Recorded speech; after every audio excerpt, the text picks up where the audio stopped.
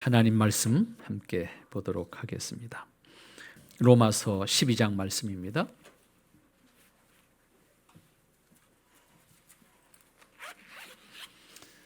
로마서 12장 1절부터 13절까지 보도록 하겠습니다.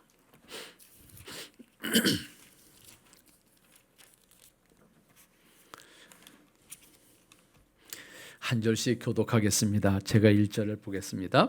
그러므로 형제들아 내가 하나님의 모든 자비하심으로 너희를 권하노니 너희 몸을 하나님이 기뻐하시는 거룩한 산 제물로 드리라.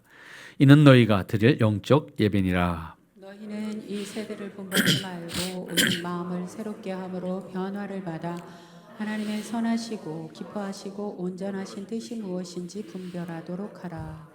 내게 주신 은혜로 말미암아 너희 각 사람에게 말하노니 마땅히 생각할 그 이상의 생각을 품지 말고 오직 하나님께서 각 사람에게 나눠주신 믿음의 분량대로 지혜롭게 생각하라.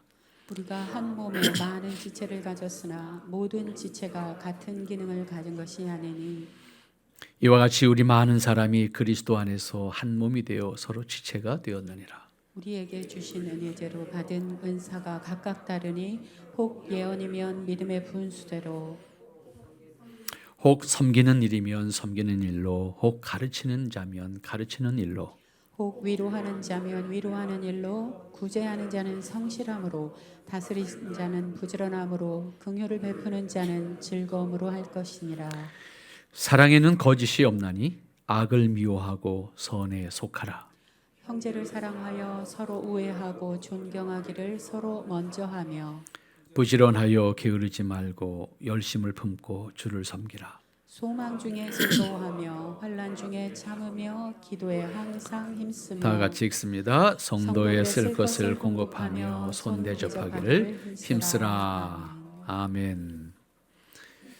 잠시 기도합니다. 하나님 참 감사합니다. 하나님 허락하신 은혜를 통해서 오늘도 우리와 지체된 모습으로 함께하게 하시니 감사합니다. 하나님 일시적인 만남으로가 아니라 영원히 하나님 나라 임하기까지 그리고 하나님과 영원히 함께할 수 있는 지체인 것을 확인하게 하옵소서. 아버지의 이름으로 땅에서 주님의 뜻을 사는 기쁨을 함께하는 지체들이 되게 하옵소서. 오늘 하나님 말씀을 통해서 마음에 다시 하나님의 은혜와 뜻을 새기기를 원합니다. 축복하옵소서.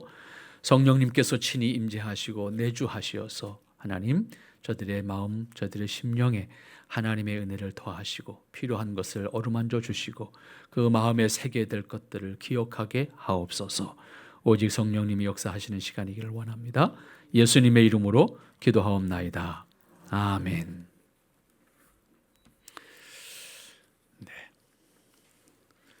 오늘 로마서 12장 말씀 여러분들과 함께 오늘 생각하고자 했는데 사실은 이 말씀 이후에 우리가 생각하게 되는 것은 하나님께서 거듭난 이후에 우리 그리스도인의 모습이 어떤 것이어야 될까를 가르쳐주는 말씀이 12장서부터 쭉 나오게 되는 말씀입니다. 그래서 이 부분을 앞으로 함께 생각하지 않겠나 생각을 하면서 오늘 여러분들에게 제일 첫 시간으로 생각하게 되는 것은 우리가 서로 지체가 되었느니라. 이 말이 우리에게 더 큰 그림으로 그려져야 돼요. 여기서 지체가 되었느니라고 하는 것은 우리는 궁극적으로 하나님 나라의 백성이 되었느니라 그 의미예요. 단순히 이 땅에 사는 날 동안 지체의 관계로 교회를 형성하고 사는 거기에서 머무는 것이 아니라 궁극적으로는 하나님 나라가 우리를 통해서 구성되어진다라고 하는 의미고 그것이 그리스도 안에서 거듭난 신분을 가진 사람들에게 허락되어진 신분이다. 이 사실을 전제로 해서 오늘 본문의 말씀을 이해해 가야 여기서 말하는 예배가 뭘까? 그것이 우리에 다가오게 되고 우리의 삶을 통해서 우리가 이루어야 될 것이 무엇일까라고 하는 것도 우리가 생각하게 되는 겁니다. 저도 그리스도인임을 고백한 사람이라고 하면 자신이 전적으로 하나님의 은혜로 예수님 안에서 거듭났다라고 하는 것을 어떻게든 확인하고 있는 사람입니다. 그 확인의 정도는 우리가 객관적으로 확인할 수는 없지만 하나님 앞에서 자신이 대속의 은혜를 받은 사람, 적어도 은혜로 말미암아 구원받은 사람임을 고백하는 사람이라고 한다면, 기독교에서 거듭났다고 하는 말은 그런 의미에서 우리 옛사람이 죽었다, 곧 하나님을 믿기 전에, 하나님을 알기 전에 우리는 그 옛 모습이, 구원받기 전의 옛 모습이 예수님 안에서 우리가 이미 죽었다, 그런 의미입니다. 하나님의 은혜로 다시 산 사람, 그리고 곧 우리는 표현하기를 중생한 사람, 이런 표현도 합니다. 이것이 기독교 신앙에 있어서는 가장 핵심적인 내용인데, 그렇기 때문에 기독교의 진리를 복음이라고 하고, 그것은 생명의 진리라고 표현합니다. 단순히 어떤 사물의 이치를 찾고 말하는 진리가 아닙니다. 기독교의 진리를, 기독교에서 진리라고 하는 표현은 생명의 진리입니다. 그리고 그 진리는 영원한 것입니다. 그것은 하나님의 뜻이고, 그것은 하나님의 섭리고, 그것은 하나님의 목적이기도 하기 때문입니다. 인간이 존재하게 된 것이 하나님의 창조에 의한 것이고, 창조된 인간이 타락함으로써 하나님께서 주신 하나님의 형상을 잃어버렸고, 그리고 그 결과가 영원한 형벌에 처할 수밖에 없는 그러한 사람이 되었습니다. 그래서 인간은 소망이 없는 현재를 살아가는 그런 수준에서 우리가 우리의 모습을 시인하는 것도 거듭났음을 고백하는 사람의 마음 가운데 분명히 인식되어져야 하는 내용입니다. 그러한 인간을 구원하시기 위해서 예수님께서 사람으로 세상에 오셔서 사람이 감당해야 될 형벌을 대신 받으시고, 그 결과로 속죄와 구원의 길을 우리에게 열어주셨습니다. 그 은혜로 구원을 받았고 거듭난 신분을 가질 수 있게 된 것이 예수님을 믿는 사람, 거듭난 사람, 그리고 우리가 중생한 사람, 이런 표현을 하는 그리스도인들의 모습입니다. 거듭난 신분을 가진 그리스도인은 그런 의미에서 이제 그리스도를 머리로 하는 한 몸을 이루는 지체가 되었다라고 하는 말씀을 가르쳐주고 있는데, 이때 지체가 되었다라고 하는 것은 우리가 세상에 사는 날 동안만이 아닙니다. 영원히 하나님 나라에서 똑같은 모습입니다. 그리스도가 통치하는 나라이시고 그리스도가 머리가 되시고, 우리는 그 나라의 백성으로서 그 나라의 각 지체를 이룬 사람으로서 하나님의 뜻을 기뻐함으로 살아가는 사람이 되는 것입니다. 이 땅에서 우리가 지역의 곧 시공간의 한계를 가지고 있는 사람으로서 교회를 이루고 있는 것은 하나님 나라의, 그리스도를 머리로 하는 하나님 나라에서의 삶을 연습하는 겁니다. 체험하는 겁니다. 조금이지만 그것을 함께 우리가 나누는 겁니다. 그 과정 속에 다시 복닥복닥하고 어려워요. 복잡하고 마음이 힘들어요. 그 한계까지도 고백하는 겁니다. 그리스도가 아니면 내가 행하는 그것 갖고는 안 된다라고 하는 것을 고백하게 되는 겁니다. 그래서 영원히 그리스도만이 우리의 통치자이시고 우리의 중보자이시고 우리의 사랑하시는 분이시다라고 하는 것을 고백하게 하는 겁니다. 그래서 거듭난 사람이, 그 거듭난 사람으로서 제일 먼저 생각해야 될 것이 무엇인가? 1절 말씀 다 같이 읽습니다. 그러므로 형제들아, 내가 하나님의 모든 자비하심으로 너희를 권하노니 너희 몸을 하나님이 기뻐하시는 거룩한 산 제물로 드리라. 이는 너희가 드릴 영적 예배니라. 여러분 한번 생각해 보세요. 아담이 타락하기 전에 에덴에서 아담은 예배를 어떻게 했을까요?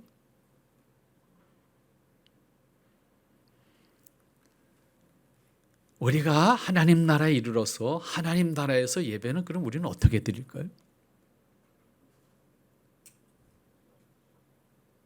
어쩌면 아무도 생각하지 않았었어요. 그리고 아무도 몰라요, 사실은. 왜? 기록이 없으니까. 그러나 분명한 거 있어요. 오늘 우리와 이러한 예배는 없을 것이다 라고 하는 거예요.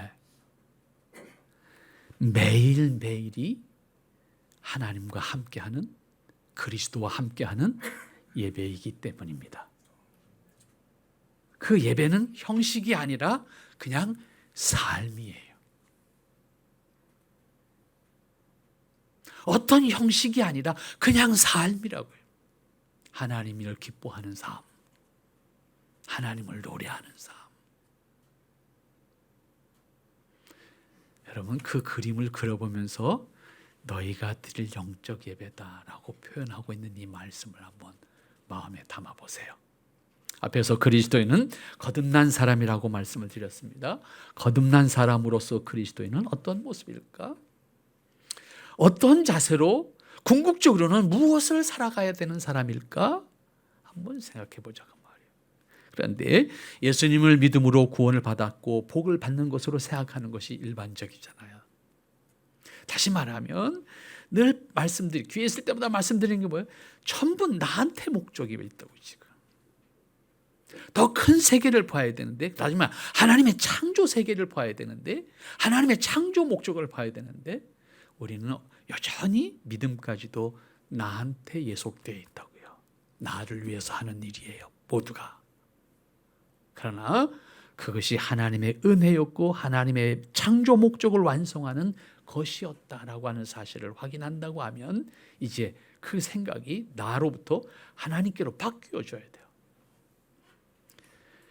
우리는 전도하는 과정 속에서도 그렇게 가르침을 받았습니다. 예수 믿으면 복 받아.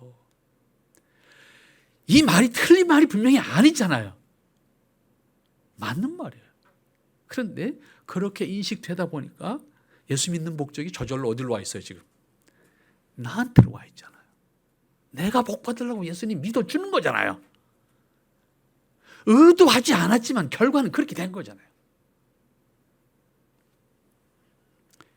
기독교 신앙은 구원과 함께 하나님의 자녀, 하나님의 백성으로 신분이 바뀌었음을 고백하는 신앙입니다. 하나님의 자녀와 하나님의 백성의 신분에 합당한 나는 어떠한 모습일까? 오늘 1절에서 그렇게 말씀하십니다. 거룩한 산 제물로 드리라. 굳이 말하면 살라 그 말이에요. 거룩한 산 제물로 살아라. 왜? 거듭난 이후에 너는 더 이상 너가 아니야. 하나님의 소유예요. 하나님이 에덴의 아담을 창조하셨을 때 그 모습으로 우리는 돌아가야 돼. 그 얘기잖아요. 그래서 사실 12장부터 15장 13절까지 거듭난 사람이 하나님의 자녀로 어떻게 무엇을 이루면서 살아갈 것인가, 그것을 쭉 교훈하고 있는 내용이거든요. 거듭난 이후에 그리스도인의 모습은 과연 무엇을 살아갈 것인가 라고 하는 내용을 가르치는 것인데, 오늘 본문을 통해서 제일 먼저 가르쳐주는 게 이 말씀이에요. 거듭난 사람인 그리스도인이 무엇을 어떻게 살 것인지를 깨닫는 그 가르침을 우리에게 가르쳐주고 있는 것인데, 거듭난 사람이 하나님 앞에서 어떻게 살아갈 것인가, 방법을 이야기하는 것이 아니라 자세, 삶의 목적이 무엇인가? 너희 몸을 하나님이 기뻐하시는 거룩한 산제물로 드림으로 살아라. 이 말씀은 많은 의미와 교훈을 담고 있습니다. 사실 타락한 인간의 몸은 이미 제물로서의 가치가 없다고요. 인간은 제물로서 받으실 만한 가치고 없다고 생각하는 것이 하나님 입장의 인간의 모습이잖아요. 그런데 그럼에도 불구하고 이렇게 말씀하시는 이유가 뭘까라고 하는 것은, 그것은 거듭났음을 전제로 한 가르침입니다. 하나님께서 우리에게 자격이 있고 능력이 있어서 받으시겠다는 것이 아니라, 하나님께서 우리를 구별하셔서 거듭나게 하셔서 하나님의 사람으로 삼으셨던 것을 전제로 하는 거예요. 그러므로 내가 너희에게 거듭나게 했으므로, 내가 너희를 거듭나게 했으므로 너희는 이제 거듭난 사람으로 살아라. 근데 그 거듭난 사람으로 산다는 것이 무엇인가? 하나님의 사람으로 살아라. 하나님을 기뻐하는 사람으로 살아라. 그 얘기거든요. 그러한 의미에서 감히 하나님 앞에 우리는 제물로 드릴 수 있는 것인데, 다시 말하면 우리가 하나님의 기뻐하심을 살아갈 수 있는 사람이 된 것인데, 이마저도 우리가 다른 사람을 위한 희생 제물이 될 수 있다는 것이 아니고, 다만 내가 하나님께서 허락하신 은혜를 통해서 거듭난 신분이 되었으니 거듭난 자로서 하나님의 기뻐하시는 삶을 내가 살겠노라고 다짐할 수 있고, 그 삶을 내가 만들어가는 삶의 자세를 가져야 한다는 겁니다. 그런 의미에서 세상에 사는 동안 우리는 구별됨으로, 이때 그럼 어떻게 우리가 산 제물이 될 것인가 라고 하는 말씀은 구별됨으로, 거룩한, 여기서 말하는 거룩한이라는 단어는 구별되었다라고 하는 의미입니다. 세상과 구별되었다. 하나님의 백성이 아닌 사람들과 구별되었다. 구별된 삶을 삶으로 산 제물이 되라. 우리는 이 세상에 똑같은 환경, 똑같은 조건 속에 삽니다. 그러나 거듭난 사람은 하나님의 사람으로 구별되게 살아라. 그것이 하나님 앞에 드려지는 예배다. 우리의 삶 전체를 통해서 하나님이 기뻐하시는 자의 모습으로 살아라. 그것이 궁극적으로 하나님 나라가 완성되었을 때 우리의 모습이라고요, 사실은. 하나님 나라에서 목사가 설교할 거예요? 아니잖아요. 하나님이 직접 기뻐하시고 하나님을 직접 기뻐하는 것이 천국에서의 사람의 모습이잖아요. 다만 이 땅에서의 목사, 이 땅에서의 교회는 하나님의 뜻에 따라서 그리스도의 직분을 위탁받아서 대신 감당하는 것뿐이에요. 거듭난 그리스도인은 자신을 위해서가 아니라 거듭나게 하신 하나님을 위한 하나님의 사람으로서 우리의 의식이 바뀌어야 된다. 우리의 삶의 모습이 하나님이 기뻐하시는 모습으로 바뀌어야 된다는 겁니다. 거듭나게 하신 하나님의 은혜와 사랑을 아는 사람이라고 하면 신앙으로 산다는 의미가 다름 아닌 하나님께서 기뻐하시는 모습으로 살아가는 것, 그것이 산 제물이에요.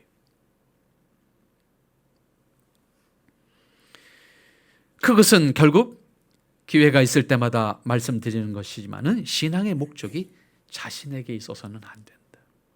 하나님이 부르시고 지으신 목적에 따라서 우리의 모습이 거듭났다고 하면 거듭난 사람으로서 우리가 가져야 될 것은 하나님께서 허락하신 뜻을 통해서 하나님이 기뻐하시는 것을 기뻐하는 삶으로 살아갈 수 있는 우리의 선택이 있어야 되고, 그 선택하는 과정 속에 사실은 우리에게 고민이 있어요. 갈등이 있다고요.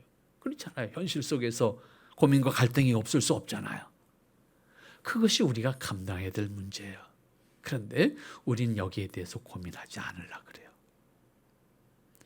여기서 종교적 열심은 잘 보이는데 우리의 모습이 변하지는 않는 거예요. 그리스도인의 모습이 변하지는 않는 거예요. 결국 신앙을 자신의 목적을 위한 종교적인 수단으로 이용하는 것 이상의 의미를 갖지 않게 된다라고 하는 의미입니다. 그러나 여기 이 말씀을 보면 어디에도 그러한 의미로 유추할 수 있는 것은 불가능한 말씀 아닙니까? 오히려 거듭난 신자는 자신의 삶을 하나님께서 기뻐하시는 제물로 드리는 삶을 살아야 한다는 것을 말씀하고 있고, 그것이 너희가 감당해야 될 이 땅에서의 모습이고 이 땅에서 그리스도인으로 산다는 의미다라고 하는 것을 가르쳐주고 있습니다. 그러므로 그리스도인은 자신이 받은 은혜를 기억함과 함께 전적으로 하나님께서 기뻐하시는 자로서 나의 모습이 어떠한 것이어야 되겠는가? 그 모습을 살아야 되는 거예요. 하나님이 기뻐하시는 것을 기꺼이 선택할 수 있어야 되고 그것을 기쁨으로 살아야 되는, 그것이 산 제물로서의 우리의 삶인 거예요. 그래서 거룩하다라고 하는 것은 거듭난 사람에게 있어서 구별된 사람이 되어야 함을 의미한다고 하면 우리는 철저하게 하나님이 기뻐하시는 것을 구별해서 기뻐하시는 것에 내 모습이 있도록 살아가야 한다는 겁니다. 그 자신을 세상과 구별되게 함으로써 하나님께서 기뻐하시는 자가 되도록 살아야 한다는 의미입니다. 자신이 하나님의 은혜로 거듭났음을 고백하는 사람이라고 하면 그래서 반드시 구별된 삶을 기뻐해야 되는 것이고 그것을 하나님께서 기뻐하시겠다라고 하는 거예요. 이것이 거듭난 사람이 제일 먼저 생각해야 될 것. 그래서 1절에서 말씀하신 거예요. 거룩한 산 제물이 되라. 거룩한 산 제물로서의 삶을 살아라. 그것이 하나님께서 기뻐하시는 모습이다라고 하는 거죠. 그 다음 2절 말씀 다 같이 읽겠습니다. 2절 말씀. 너희는 이 세대를 본받지 말고 오직 마음을 새롭게 함으로 변화를 받아 하나님의 선하시고 기뻐하시고 온전하신 뜻이 무엇인지 분별하도록 하라. 이제 이해가 되죠? 1절 말씀에서 2절로 넘어가면 사실은 2절이 뭐예요? 1절에 대한 설명이라고 해요. 2절은 결국 1절에 대한 설명인데 제일 처음 말씀하시는 게 뭐예요? 이 세대를 본받지 마라. 그것은 앞에서 거룩한 거룩한 사람이 돼야 돼. 구별된 사람이 돼야 돼. 이게 설명이거든요. 결국 이 말씀은 거듭난 사람이 세상에서 자신을 구별되게 함으로써 하나님께서 기뻐하시는 제물이 되라고 하신 말씀 다음에 이어지는 맥락에서 설명과 함께 권면한 말씀이지요. 그리스도인은 거듭난 신분을 가지고 있지만 같은 세대, 같은 시대, 같은 상황에서 함께 세상과 함께 살고 있습니다. 예수 믿는 날, 구원받은 날 우리가 다른 세계, 다른 사람들과 다른 공간에서 구별돼서 사는 것이 아닙니다. 내가 교회를 다녀도, 내가 예수님을 믿어도 어제 나의 모습, 오늘 나의 모습, 우리의 이웃 똑같아요. 다르지 않습니다. 내가 살고 있는 환경 똑같습니다. 함께하는 이웃도 똑같습니다. 내가 알고 지내는 사람도 달라지지 않았습니다. 그런데 오늘 2절 말씀은 이 세대를 본받지 마라 이렇게 말씀하고 있습니다. 같은 공간에서 같은 조건을 가지고 살고 있는 사람들인데 거듭난 사람들을 향해서 하는 말씀이 이 세대를 본받지 말라고 하는 겁니다. 이 부분을 그리스도인으로서 생각하면 고민이 깊어지기 시작합니다. 따로 산다면 참 많은 것이 좀 더 가능성이 있을 거라고 생각이 되겠는데 그것이 아닌 상태에서 본받지 말라고 하는 거예요. 거듭난 신분을 확인한 신자라고 하면 같은 공간, 같은 조건에 살면서도 세상과 구별된 것을 선택해야 된다는 말씀입니다. 사람은 자신이 살고 있는 환경과 관계에 따라서 영향을 받을 수밖에 없습니다. 그래서 공자의 어머니가 자식을 공부시키기 위해서 3번이나 그 환경을 바꿔주기 위해서 이사를 했다 하는 이야기는 너무나도 잘 알고 있는 이야기 아닙니까? 그만큼 아이가 성장하는 과정 속에서 환경이 결정적인 영향을 미치기 때문에 그 어머니는 그렇게 했습니다. 로마서 기자는 거듭난 그리스도인들에게 그렇게 말합니다. 너희들이 바꿔 살 수는 없어. 그대로 살 수밖에 없는데 근데 꼭 기억해야 될 것이 있어. 뭐예요? 이 세대를 본받아서는 안 돼. 그리스도인의 어려움이 사실 여기에 있어요. 매사가 어렵습니다. 그래도 우리는요 참 감사한 게 있어요. 대한민국 건국과 함께 우리는 사실 이 대한민국이라고 하는 정치 체제 속에 기독교적인 요소가 굉장히 많이 들어 있었거든요. 대한민국 건국 당시에 그 덕으로 사실은 우리는 기독교적인 것이 통하는 사회가 됐다고요. 그러나 실제로 이 지구상의 많은 나라들 가운데서는 기독교인이라는 이름으로 살아가기가 대단히 어려운 나라들이 얼마나 많이 있습니다. 이교 국가가 아니더라도. 그런데 그런 면에서 우리는 매우 다행스럽고 감사한 일이에요. 더더군다나 제가 늘 기회 있을 때 어떤 강연을 할 땐 그 얘기를 합니다. 아무도 하지 못하는 걸 한 일을 한 사람이 박정희 대통령이에요. 그분이 한 일 가운데 많은 일이 있지만 여기서 꼭 말씀드리고 싶은 거 있어요. 우상타파 운동을 했다. 이걸 누가 해? 에? 이걸 어느 대통령이 하냐고. 아무도 못하는 일이에요. 어떤 정권이 들어서도 우상이라는 이름으로 타파 운동을 할 수 있는 정권은 없어. 그런데 그걸 한 사람이 박정희 대통령. 새마을 운동이라는 명분으로, 잘살기 운동이라는 명분으로 우상 타파 운동을 했다. 기독교는 그 덕을 봤어. 왜? 우리가 해야 될 일인데 대신 해줬거든. 이건 누가 계획했나요? 박정희 대통령이 그런 생각하고 했나요? 아니요, 아무 관계 없어. 박정희 대통령 머리는 이 나라가 잘 살아야 되겠는데 이 미신에 빠져 있거든. 이걸 없애야 되겠다는 게 답이야. 그걸 한 것뿐이야. 근데 반대급부로 기독교가 덕을 봤어. 섭리. 우리가 그 일을 하면 큰일 납니다. 난리 납니다. 세상 뒤집어집니다. 같은 공간과 환경에 살면서 그리스도인의 선택은 하나님의 뜻이어야 하기 때문에 이 세대를 본받지 말라고 말씀하십니다. 그런데 현실은 그리스도인들이 이에 대해서 무감각해요. 고민을 하지 않거나 뒤로 밀어놔요.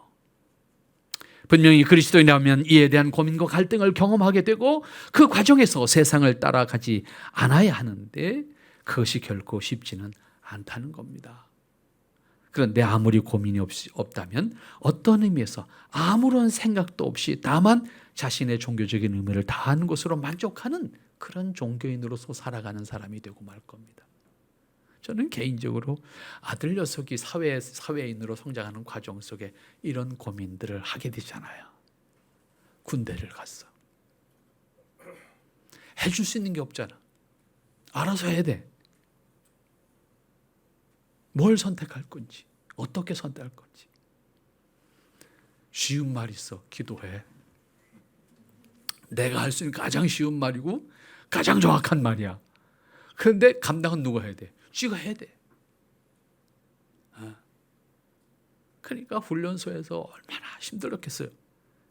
그러니까 그거를 글로 그냥 써가지고 어느 방송국에 보냈어. 방송에서 그 방송을 한 거야. 우린 모르지. 친구가 들었어. 우리한테 연락이 왔어. 얼마나 힘들었으면 그 마음을 표현을 한 거예요. 기도해. 그랬더니 나중에 공군에 갔는데 저 청주 비행장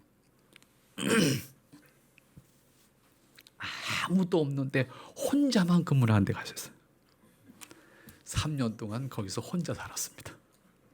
매일 저녁 전화를 합니다. 나는 거기 면회를 가본 적이 없어. 우리 집사람도 가본 적이 없어. 왜? 매일 통화하니까. 그러다가 집에 왔습니다. 그런데도 힘들어해요. 다시 부대에 가기 싫어해요. 혼자 있었음에도 불구하고. 사회인이 되었습니다. 회사에 취직이 되었습니다. 입사식이라는 걸 요 코엑스에서 사장님하고 같은 테이블에 앉았습니다. 우리 회사는 주일도 없고 우리 회사는 뺑뺑이다. 어떻게 해야 될까? 애가 당황스러운 거예요. 네가 감당해야 되는 거예요. 미친놈 돼. 그러면 하나님이 이끌어 주실 거야. 미친놈처럼 했어요. 어떤 상황에서도 나는 주의를 지켜야 돼요. 어떤 상황에서도 나는 술은 마실 수 없고. 얼마나 힘들었겠어요. 그 처음 과정이. 그러나 그 이후에 그가 극복하는 과정을 고백할 때 하나님이 그렇게 함께 하시는 오히려 감사가 우리는 되는 거죠. 그러한 의미에서 하나님께서 기뻐하시는 것을 따르는 것은 그리스도인의 가장 기본 도리인데 현실이 너무 버거운 거잖아요. 이것을 위해서 우리가 함께 기도하고 이것을 위해서 우리가 함께 지체로서의 관계를 확인하고 이것을 위해서 우리가 함께 격려하고 위로가 되고 힘이 되도록 해야 되는 거거든요. 이 세대를 본받지 말라고 하는 것은 거듭난 사람이 갖춰가야 하는 가장 기본이긴 한데 그 기본을 세워가는 것이 쉽지 않잖아요. 그렇기 때문에 세상을 본받지 않을 수 있는 자신을 만들어가는 우리의 모습이어야 되고 그 하나를 이기고 그 하나를 이겨갈 때 내 스스로 하나님 앞에 감사가 나오게 되죠. 이게 단순히 내 의지로만 되는 것이 아니에요. 이것이 단순히 내가 노력한 결과만이 아니야. 이렇게 저렇게 나중에 보면 됐어. 누군진 모르지만 간섭하심이 있었어. 그걸 고백하게 되고 그걸 감사로 나누게 되는 겁니다. 그렇게 해서 그리스도인들의 모습을 통해 사회가 바뀌어져 가는 것이고 함께하는 그 일터에서의 모습이 바뀌어 가게 되는 것이고 함께하는 이웃들이 마음을 통하고 기뻐할 수 있는 관계가 만들어지는 거 아니겠습니까? 오히려 그리스도인이 하나님의 뜻대로 세상을 이끌어갈 수 있는 그런 환경들이 만들어져 가야 되는 것 아니겠습니까? 그런데 우리 한국의 국회를 한번 보세요. 자타가 인정하는 크리스천들이 과반수가 넘어요. 당을 떠나서. 그렇지 않습니까?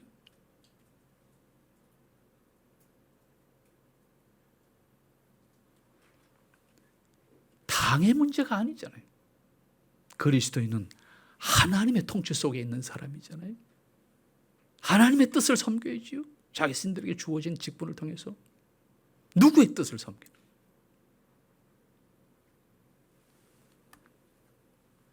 앞으로 어떻게 될지 모르겠어요.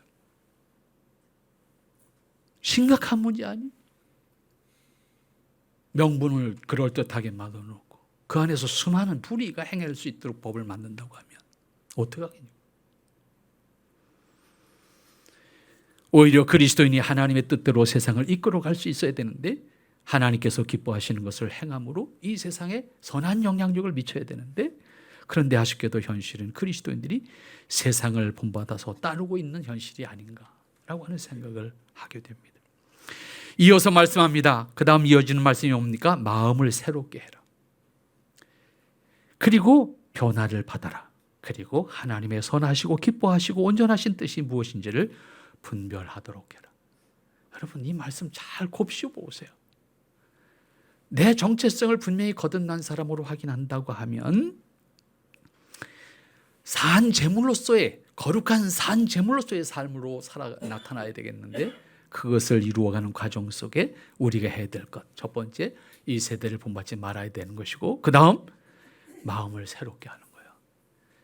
쉽게 표현하면 다 잡아야 되잖아요. 아무 생각 없이 거듭난 삶을 살 수가 없잖아요. 마음을 새롭게 할 수 있어야 되고, 그리고 내 스스로가 변화된 모습으로 하나님 앞에 설 수 있어야 되고, 그러한 과정을 통해서 우리가 생각해야 될 것이 뭡니까? 하나님의 선하시고 기뻐하시고 온전한 뜻이 무엇인지를 분별해. 그것이 너가 살아가야 되는 기본 자세야. 이거잖아. 내 필요에 의해서 행동하는 사람이 아니라 단순히 그것이 하나님이 기뻐하시는 것인가, 그것이 하나님이 선히 여기시는 것인가, 그것이 하나님께서 가지고 계신 온전하신 뜻인가, 거기에 응답할 수 있는, 거기에 반응할 수 있는 너희여야 된다는 거잖아요. 거듭난 신분을 확인한 신자라고 하면 마음을 새롭게 함으로, 곧 우리 마음을 새롭게 함으로 바꾸어야 돼요. 또 확인해야 되고 다짐해야 되고, 그 마음을 바꾼다고 하는 것이 결코 쉬운 일은 아니지요. 그 과정에서 고민을 하게 되고, 그러나 그러한 고민이 없이 세상을 이길 수는 없습니다. 마음을 바꾸는 것, 새롭게 마음을 먹는 것, 우리는 반드시 거듭난 그리스도인으로서 우리 스스로가 매 순간 다짐하지 않으면 안 되는 부분입니다. 그리고 하나님이 선하시고 기뻐하시고 온전하신 뜻이 무엇인지를 분별할 수 있는 신앙의 눈을 통한 지혜, 그것을 가져야 된다라고 하는 것이고, 거듭난 그리스도인은 단지 고민하는 것으로 끝나는 것이 아니라, 거듭난 사람은 하나님께 합당한 사람이 어떠한 것인지, 하나님이 기뻐하시는 선하신 그리고 온전하신 뜻이 무엇인지를 생각함으로, 그것을 분별함으로 행동에 옮길 수 있는 사람이 되어야 된다. 곧 하나님께서 선하게 여기시고 기뻐하시고 온전하신 뜻이 무엇인지를 분별함으로써 살아가는 것이 신자의 기본 자세다. 그런데 우리는 종교적인 의식과 행위를 했다는 것으로서 나는 크리스찬이야, 아니면 나는 크리스찬 가문에서 태어났으니까 나는 크리스찬이야 라고 하는 자기의식 정도로 세상에서 하나님의 사람으로, 세상에서 거룩한 산재물로 산다는 것은 불가능하다. 정말로 우리는 우리에게 주어진 환경 속에서 하나님이 선하게 여기시는 것, 하나님이 기뻐하시는 것, 하나님이 가지고 계신 온전하신 뜻을 분별할 수 있는 고민과 그 확신에 이를 수 있도록 우리 자신들에게 믿음으로 고백할 수 있도록 만들어가는 자세가 필요하다는 것입니다. 이어지는 말씀이 사실 3절부터 13절까지 쭉 있게 되는데, 거기 오늘 말씀은 이 3절 말씀부터 전체를 우리가 다 볼 수는 없고 5절까지만 보도록 하겠습니다. 5절까지, 3절부터 5절까지 다 같이 읽겠습니다. 내게 주신 은혜로 말미암아 너희 각 사람에게 말하노니 마땅히 생각할 것 이상의 생각을 품지 말고 오직 하나님께 각 사람에게 나누어 주신 믿음의 분량대로 지혜롭게 생각하라. 우리가 한 몸에 많은 지체를 가졌으나 모든 지체가 같은 기능을 가진 것이 아니, 이와 같이 우리 많은 사람이 그리스도 안에서 한 몸이 되어 서로 지체가 되었나니라. 네. 우리는 지체입니다. 지체입니다. 너하고 나하고 분명히 다른 개체이지만 우리는 그리스도를 머리로 하는 한 지체입니다. 지체라고 하는 것은 관계 속에 있는 존재, 관계 속에, 우리는 철저하게 관계 속에 이어져 있는 존재라고 하는 의미입니다. 지체는 분명히 한 몸의 구성원이라고 하는 의미입니다. 만일에 단절되어 있다면 요한복음에서 말씀하신 예수님의 말씀처럼 잘려서 버려진 포도나무 가지와 같은 존재, 죽은 생명입니다. 지체라고 하는 것은 반드시 그리스도의 몸에 붙어있는 관계로서 우리는 하나이다. 오늘 여러분들이 꼭 기억해야 될 것, 다른 거 못 기억하더라도 이 지체라고 하는 의식, 지체라고 하는 개념을 분명히 이해해야 됩니다. 그런데 이 지체는 사람이 참 좁잖아요. 생각도 좁고 마음도, 마음 그러면 좀 편안한 표현이고 소갈지도 좁고. 제가 수필을 처음 쓰게 될 때 제가 첫 수필을 써서 세상에 발표한 게 밴댕입니다. 밴댕. 밴댕이 회가 맛있을 때가 왔네. 5월달이 제일 맛있습니다. 밴댕이 소갈치라는 말 쓰잖아요. 이 밴댕이라고 하는 주제를 가지고 인간의 소갈치를 좀 표현해 봤어요. 그 인간의 소갈치가 밴댕이 소갈치만 한데 밴댕이는 인간이 좋아하더라고. 밴댕이만 못한 거지 그러니까. 그렇지 않아요? 네, 그런 개념으로 썼던 것이 밴댕이라고 하는 글이었습니다. 분명한 것은요, 우리는 그리스도 안에서 지체입니다. 잘났고 못났고 키가 아주 크고 작고, 아니요, 우리는 그리스도의 몸입니다. 지체입니다. 그런 의미에서 하나입니다. 이 의식 속에 우리가 살아야 돼요. 이 의식 속에 우리는 아까도 유형교회, 보이는 교회, 세상에 사는 날 동안 있는 교회는 훈련하는 거예요. 그 관계를 체험하는 거예요. 그 관계를 조금씩 나누는 거예요. 그 과정 속에서 나아지는 우리의 모습을 배우는 거예요. 그리고 그 과정 속에 그리스도의 은혜가 아니고 그리스도의 사랑이 아니면 우리가 노력하는 것조차도 아무것도 아니다 라고 하는 고백을 통해서 하나님을 찬양하는 거예요. 서로에게 감사하는 거예요. 결국 신자는, 거듭난 신자는 반드시 갖춰야 될 의식이 있습니다. 그것은 그리스도 안에서 한 몸이 되어 서로 우리는 지체의 관계 속에 사는 사람들이다. 이 5절 말씀이에요. 기독교 신앙은 개인이 구원을 받는 것으로 모든 것이 완성되는 것이 아닙니다. 왜냐하면 영원히 하나님 나라에서 함께 해야 될 사람들이기 때문에 그렇습니다.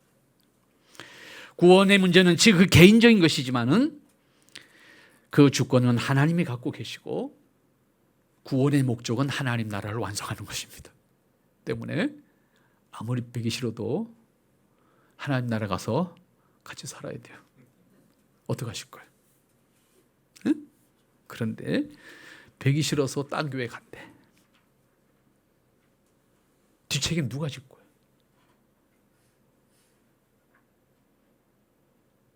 제가 부목사 시절에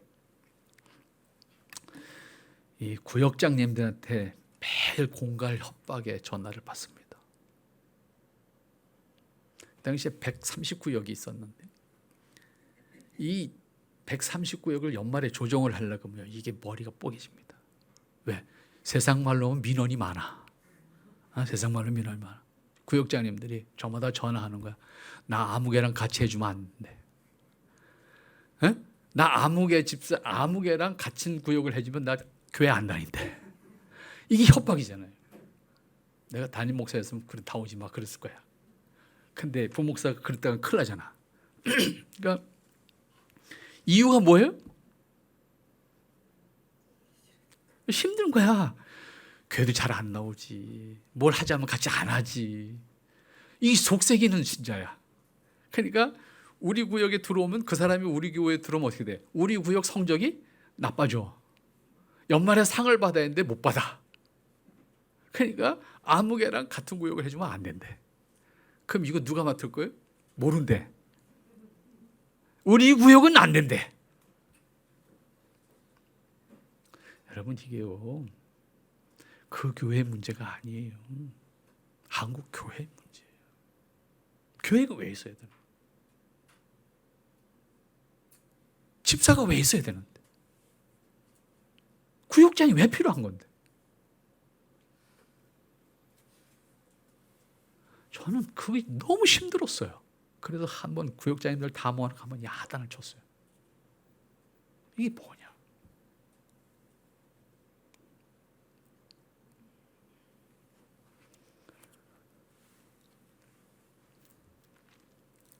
모든 그리스도인은 오직 그리스도 안에서 속죄와 구원을 받았고, 이것은 전적으로 은혜잖아요. 그것은 예수님의 대속하신 피로 죄값을 치렀기 때문에 우리는 지체라고 말할 수 있고, 우리는 구원받았다고 말할 수 있습니다. 그래서 그리스도인은 모두 예수님 안에서 그리스도의 몸을 형성하고 있는 한 지체입니다. 그리고 이 지체의 관계는 누구도 단절시킬 수가 없다고 말씀했어요. 누구도 그리스도의 사랑으로 끊을 자가 없다. 그리스도의 사랑과 은혜 안에서 지치된 사람들이라고 하면 그 관계를 하나님이 끊지 않는 한 사람은 끊을 수가 없다. 명시해서 말씀하셨잖아요. 그러므로 그리스도인은 자신이 그리스도의 몸을 이루는 지체인 것을 확인해야 됩니다. 비록 신앙은 개인적일지라도 거듭난 사람들은 그리스도의 몸을 이루는 신분과 지체의식을 가지고 있어야 합니다. 모든 그리스도인은 그리스도 안에서 거듭났기 때문이고, 또한 그리스도를 머리로 하는 몸의 구성원이기 때문입니다. 그리고 그 관계는 영원합니다. 땅에 사는 날 동안만이 아닙니다. 영원합니다. 그런데 아쉽게도 우리의 현실을 보면 대부분 신앙을 개인적인 것으로 생각하고 맙니다. 내가 예배 드렸다는 것으로 만족합니다. 내가 종교적인 의미를 다했다는 것으로서 나는 다했다고 생각합니다. 말씀드린 것처럼 그 미운 털 배경은요, 같은 교회 다니면서도 그때 그 당시에 그 교회에서 어떤 일이냐면, 교회 버스가 이제 순회해서 이제 신자들을 데리고 오잖아요. 근데 비기 싫은 사람이 있어. 같은 버스를 탔는데 한 사람은 앞문으로 타고 한 사람은 뒷문으로 타. 에? 근데 와서 예배는 드려. 이게 뭐냐고요. 그 예배는 무슨 예배냐고요, 도대체. 그리고 아예 1부 예배 오고 2부 예배 따로 와. 이제 예배 시간을 따로 오는 거예요. 그걸 아는 사람, 모르는 사람은 모르잖아요. 다 아는 사람 입장에서 힘든 거예요, 이게. 주님의 마음 그런 거 아니겠습니까? 현실을 보면 그리스도의 몸을 형성하고 있는 지체로서 자신을 이해하고 고백하는 신앙의 모습이 잘 보이지 않습니다. 그리스도인은 자신의 목적을 전제로 한 신앙만 생각합니다. 그러나 그리스도인은 전적으로 그리스도를 머리로 하는 한 몸을 이루는 지체의 관계에서 세상을 사는 사람들입니다.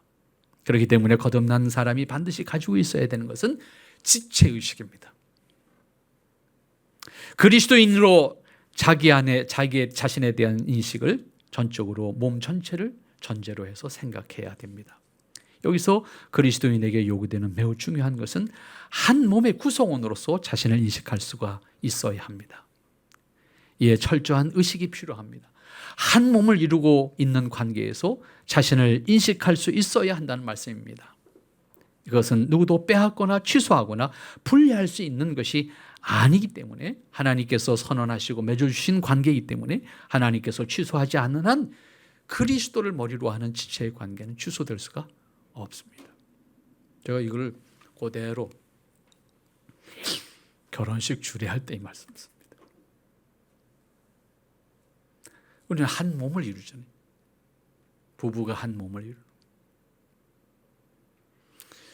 독일에 철학자이면서 신학자였던 마틴 부보라고 하는 사람이 있습니다. 그분이 유명하게 된 글이 아주 짧은 글이에요. 굉장히 두꺼운 글 때문에 유명해진, 아주 짧은 글 때문에 유명해졌는데, 그분이 쓴 가운데 나와 너라고 하는 글이 그 사람을 세상에 유명하게 만들었습니다. 나와 너. 참 어려워요. 굉장히 짧은 글인데도 굉장히 어려웠어요. 그래서 그걸 헤매다가 뭐냐 이게. 몇 년 후에 제가 그 책을 처음 읽은 것이 77년도인가 그랬는데, 그게 해결이 안 돼서 한 79년대쯤 해결이 된 것 같아요. 읽고 나서 정리한 게 그겁니다. 그분이 설명하는 굉장히 복잡한 설명이 아니라 간단해요. 나를 나라고 할 수 있는 이유가 뭘까? 1인칭 나를 나라고 할 수 있는 것이 뭘까? 너가 있을 때 나일 수 있다는 거예요. 너라고 하는 2인칭 상대가 없으면 나는 결코 나라고 말할 수 있는 말이 성립되지 않는다는 거예요. 성경에 2인칭이 없이 나를 나라고 말할 수 있는 딱 한 구절이 나와요. 하나님이 하신 말씀. 나는 스스로 있는 자다. 이 말입니다. 하나님 외에는 스스로 있는 자가 없습니다. 내가 나일 수 있는 것은 앞에 있는 신부 너가 있기 때문에 나일 수 있다. 그러므로 나는 결코 혼자 나가 아니다. 너가 있을 때 나이고. 그 원리입니다. 오늘 우리는 그리스도를 머리로 하는 지체라고 했을 때 우리 자신들이 가져야 되는 가장 중요한 의식이 무엇인가 하면, 우리는 우리 지체들과의 관계 속에서 나입니다. 그리스도 안에서 나입니다. 그리스도와 지체의 관계가 없이 나를 말할 수가 없다라고 하는 의미입니다. 관계 속에서 자신을 생각할 수 있는 사람이 비로소 성숙한 사람입니다. 관계 속에서 함께 하지 못하면 성숙한 사람으로서 나를 말할 수가 없어요. 관계 속에서 나만을 주장하는 사람은 이기적인 사람이잖아요. 독불장군이거나 다른 지체를 배려하고 섬길 줄 아는 사람으로서의 관계, 자신의 역할을 통해서 아름다운 한 몸으로서 하나님이 사람들을 통해서 하나님 나라가 어떠한 것인지를 드러내게 하신 것이 이 땅의 교회의 모습입니다. 때문에 교회는 똑같은 사람들끼리 모이면 안 되는 게 교회예요. 1살부터 100살까지 온갖 차이를 다 가진 사람이 하나의 몸을 이루는 것이 교회입니다. 그런 의미에서 사회학적인 측면에서 보면 교회는 대단히 비생산적인 집단입니다. 비효율적인 집단입니다. 생산성이 높고 효율성이 높기 위해서는 비슷한 사람끼리 모이는 게 최고 좋아요. 나이도 능력도 생각도 비슷한 사람들끼리 모여서 목적을 공유하고 하자 그러면 그냥 한번 이루어가는 거예요. 네? 그런데 교회는 그게 안 되는 게 교회입니다. 그러니까 교회에서 뭐가 안 된다고 여러분 크게 노하지 마세요. 실제입니다. 왜? 1살짜리도 있으니까. 버리면 안 되잖아요. 그러나 효율성만 생각하면 버리고 가는 게 쉬워요. 내 교회는 그게 안 되는 게 교회예요.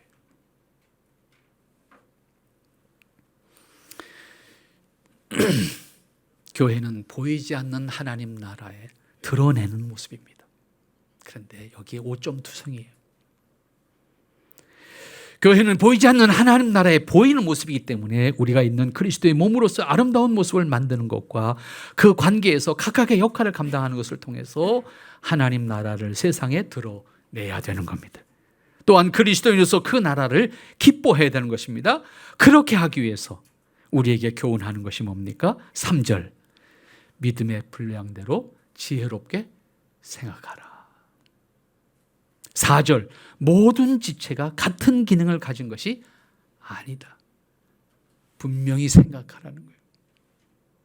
각각의 역할과 위치와 모습과 크기가 다 다른데 그것을 그대로 존중하고 그것을 그대로 귀하게 여길 수가 있어야 된다는 겁니다.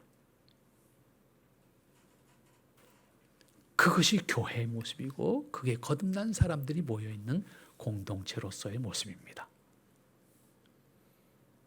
우리 아까 전사님 대장간 얘기를 하셨어요. 갑자기 대장간 생각이 났어요. 제가 두 번째 수필집에 대장간이라는 제목이 있습니다. 두 번째 수필에 대장간이라는 글이 하나 있는데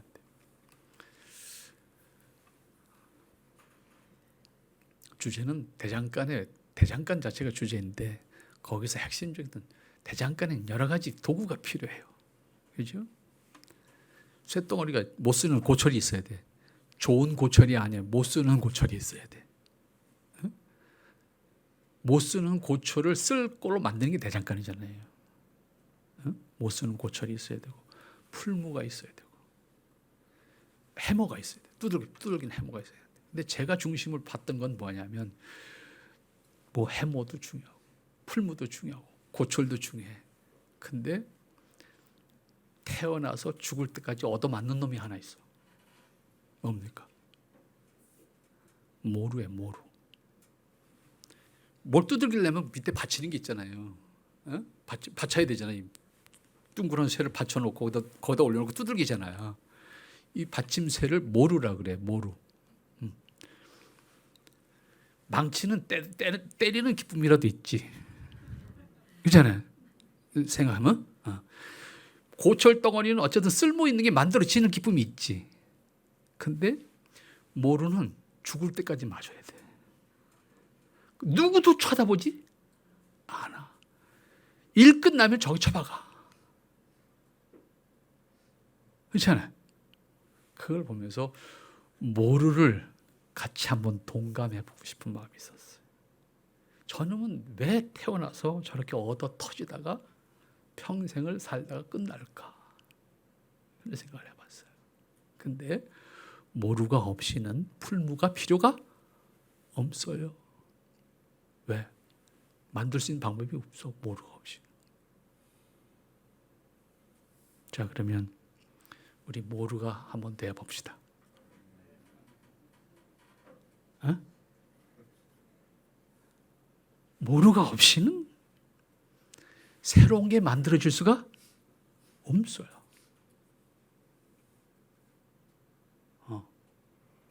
성경을 다 같이 찾읍시다. 고린도전서 15장.